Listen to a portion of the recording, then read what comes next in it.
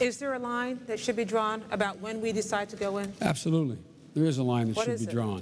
The line that should be drawn is whether or not we, first of all, have the capacity to do anything about it, number one. Number two, there are certain new lines that have to be drawn internationally. When a country engages in genocide, when a country engages in harboring people who are killing our people, terrorists, and they will do nothing about it, that, in fact, at that point, that country, in my view, and in Barack's view, forfeits their right to say, you have no right to intervene at all. The truth of the matter, though, is that let's go back to John McCain's strategy. I never supported John McCain's strategy on the war.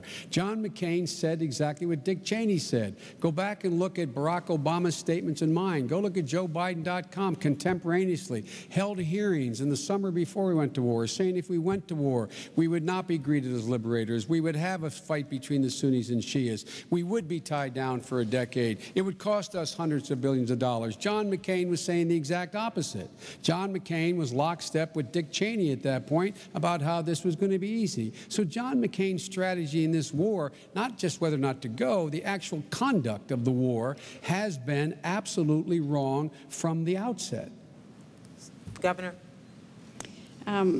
I beg to disagree with you again here on whether you supported Barack Obama or John McCain's strategies. Here again, you can say what you want to say a month out before people are asked to vote on this, but we listened to the debates. I think tomorrow morning, the pundits are going to start doing the who said what at what time, and we'll have proof of some of this. But again, John McCain, who knows how to win a war, who's been there, and he's faced challenges, and he knows what evil is, and he knows what it takes to overcome the challenges here with our military. He knows to learn from the mistakes, from the blunders that we have seen in the war in Iraq especially.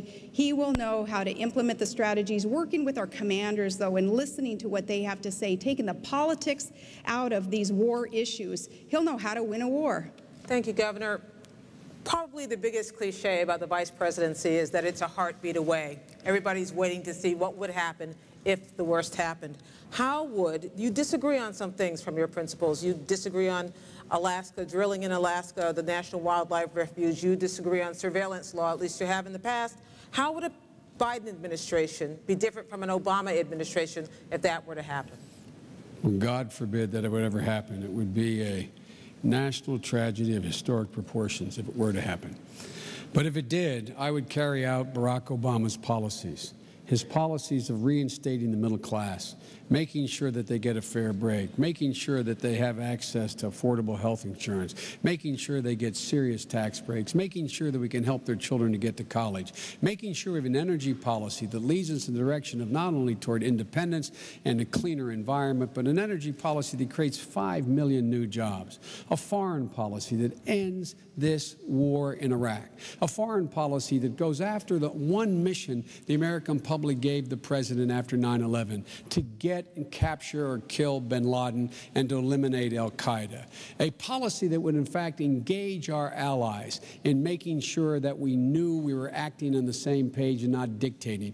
And a policy that would reject the Bush doctrine of preemption and regime change and replace it with a doctrine of prevention and cooperation. And, ladies and gentlemen, this is the biggest ticket item that we have in this election. This is the most important election you will ever have voted in, any of you, since 1932. And where such stark differences, I would follow through on Barack's policies because, in essence, I agree with every major initiative he is suggesting. Governor. And heaven forbid, yes, that would ever happen, no matter how this ends up, that would ever happen with either party. As for disagreeing with John McCain and how our administration would work, what do you expect? A team of mavericks. Of course, we're not going to agree 100% on everything, and as we discuss Anwar there, at least we can agree to disagree on that one, and I'm going to keep pushing him on Anwar, though. I have so appreciated that he has never asked me to check my opinions at the door, and he wants deliberative debate and healthy debate so that we can make good policy. What I would do also, if that were to ever happen, though, is to continue the good work that he is so committed to, and that's putting government back on the side of the people and get rid of the greed and the corruption on Wall Street and in Washington. I think we need a little bit of reality from Wasilla Main Street there brought to Washington, D.C., so that people there can understand how the average working class family is viewing bureaucracy in the federal government and Congress and the inaction of Congress. Just everyday working class Americans saying, you know, government, just get out of my way. If you're going to do any harm and mandate more things on me and take more of my money and income tax and business taxes, you're going to have a choice in just a few weeks here on either supporting a ticket that wants to create jobs and bolster our economy and win the war, or you're going to be supporting a ticket that wants to increase taxes, which ultimately kills jobs and is going to hurt our economy. Can I respond? Look, Please. all you got to do is go down Union Street with me in Wilmington and go to Katie's restaurant or walk into Home Depot with me where I spend a lot of time, and you ask anybody in there whether or not the economic and foreign policy of this administration has made them better off in the last 8 years. And then ask them whether there's a single major initiative that John McCain differs with the president on taxes, on Iraq, on Afghanistan, on the whole question of how to help education, on the dealing with health care. Look, the people in my neighborhood, they get it. They get it, and they know they've been getting the short end of the stick. So walk with me in my neighborhood. Go back to my old neighborhood in Claymont, an old steel town, or go up to Scranton with me. These people know the middle class has gotten the short end. The wealthy have done very well. Corporate America has been rewarded. It's time we change it. Barack Obama will change it. Governor. Say it ain't so, Joe. There you go again, pointing backwards again, though. You prefaced your whole comment with the Bush administration. Now, doggone it, let's look ahead and tell Americans what we have to plan to do for them in the future. You mentioned education, and I'm glad that you did. I know that education you are passionate about, and with your wife being a teacher for 30 years, and God bless her, her reward is in heaven, right? I say, too, with education, America needs to be putting a lot more focus on that, and our schools have got to be really ramped up in terms of the funding that they are deserving. Teachers needed to be paid more. I come from a house full of school teachers. My grandma was. My dad, who's in the audience today, he's a school teacher, had been for many years. My brother, who I think is the best school teacher in the year, and there's a shout out to all those third graders at Gladyswood Elementary School. You get extra credit for watching this debate. Education in America has been, in some sense, in some of our states, just accepted to be a little bit lax. And we have got to increase the standards. No Child Left Behind was implemented. It's not doing the job, though. We need flexibility in No Child Left Behind. We need to put more of an emphasis on the profession of teaching. We need to make sure that education in either one of our agendas, I think, absolute top of the line. My kids as public school participants right now, it's near and dear to my heart. I'm very, very concerned about where we're going in education, and we've got to ramp it up and put more attention in that arena. Everybody gets extra credit tonight. We're going to move on to the next question.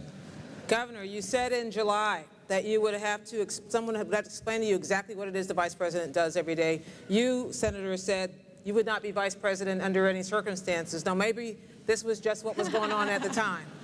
But tell us now, looking forward, what it is that you think the Vice Presidency is worth now. Okay, in my comment there, it was a lame attempt at a joke, and yours was a lame attempt at a joke too, I guess, because nobody got it. Of course we know what a Vice President does.